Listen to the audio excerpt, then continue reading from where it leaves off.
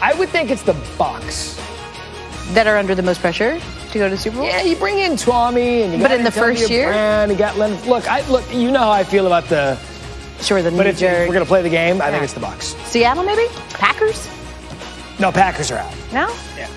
In that division? Okay, well, listen, we've got big news. Matt Berry, L. Duncan here with you on SportsCenter for 3 hours until 3 o'clock. And we've got huge news that could potentially impact tomorrow's Thursday night football game in the NFL. SportsCenter starts now. This is SportsCenter. The return of Antonio Brown, the man we weren't sure we'd ever see in a uniform again, talks today for the Buccaneers. We'll have Antonio and what he had to say. Plus, AB could help Tampa fight for the top seed in the NFC, but we look at the keys to slowing down Russell Wilson's dominant Seahawks. And the NBA clock is ticking to get a deal done on when the season will start. Woj has the latest, plus Andre Iguodala joins us live. Not going to just tiptoe through the lilies and beat these guys. Find your role, accept it, embrace it, and we'll get you the ball. And we'll get you the news at noon. Some top stories of the quarterback change in Dallas. Either Garrett Gilbert or Cooper Rush will start for the Cowboys against the undefeated Steelers. The Cowboys placed Andy Dalton on the injured reserve COVID-19 list Tuesday, keeping him out a second straight game after his concussion. Ben DiNucci also in the mix, but, well, he struggled against the Eagles. And I mentioned it off the top. We do have a developing story into SportsCenter. The San Francisco 49ers have shut down their facility today after wide receiver Kendrick Bourne tested positive for COVID-19. This is according to Adam Schefter. And the timing here is significant as we bring back in our NFL insider, Dan Graziano, who's joining us now. I say significant because, well, the Niners are supposed to be hosting the Packers tomorrow night. What's the latest that you're hearing about that? As of now, no change to the schedule. The game is on as scheduled for tomorrow night. Obviously, that could change if they get a rash of new positives, but right now they're in the process that we've seen over and over again the last few weeks. They've isolated the player that tested positive. They are reviewing his close contacts and isolating those as necessary. So it's just the same process we're seeing every time this happens with a team. Isolation, contact tracing, make sure and limit the spread, assuming they can limit the spread and it doesn't get out of control in the next 24 hours. There will be a 49ers-Packers game tomorrow night. We've got a lot of breaking news here at the start of SportsCenter. Not only that, but also new video coming in from Tampa Bay as Antonio Brown has officially been activated. You see him there right now. He's standing on the white line, doing a little stretching. You see him doing some stretching and some balancing, if you will. He's wearing the number 81, just behind it, the number 81. The lighting's not great here, Dan, as we can clearly see. But, of course, he had to serve that 8-game suspension. Quality play-by-play. Yeah, it's not great. You like that? Yeah. I'm Tim Brown wearing number 81 coming in from Tampa? Steve Levy. Yeah. I think so. Assume. Yeah, sure. I'm going to let you Google that while I talk to Dan Graziano. We have heard Bruce Arians say that he is planning today, because they played on Monday night, is going to be a bit of a walkthrough, but that they plan on playing Antonio Brown on Sunday. What are you hearing about the plan for him against the Saints? Yeah, they will work him in. How much remains to be seen. It could depend a little bit on the health of wide receiver Chris Godwin. Remember, he missed last week's game due to a hand injury. If he can't play again, it may be that Antonio Brown operates in a role similar to what Godwin's would be. But the reason they have Antonio Brown is they believe he can do a number of different things for them in the passing game, and they'll find a role for him. They've been banged up at the wide receiver position.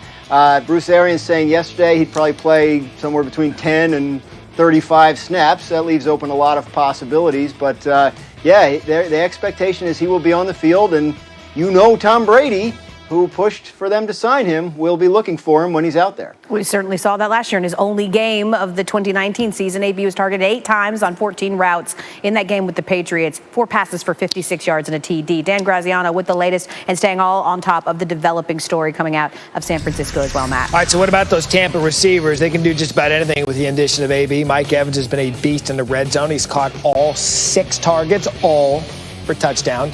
Meanwhile, Chris Godwin has worked in the slot near to perfection this season. He's 94% catch rate, the best in the league, and that's with a minimum of 10 targets. And if you have a need for speed, check out old Scotty Miller. Miller has 6 routes where he's been clocked at 20 miles per hour. The rest of the team has combined for just 1. As for AB, should fit in well to Arians' vertical passing game.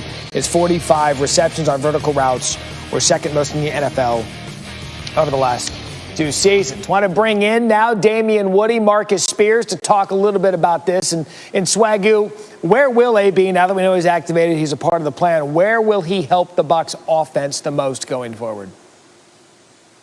Oh, number one, the skill level.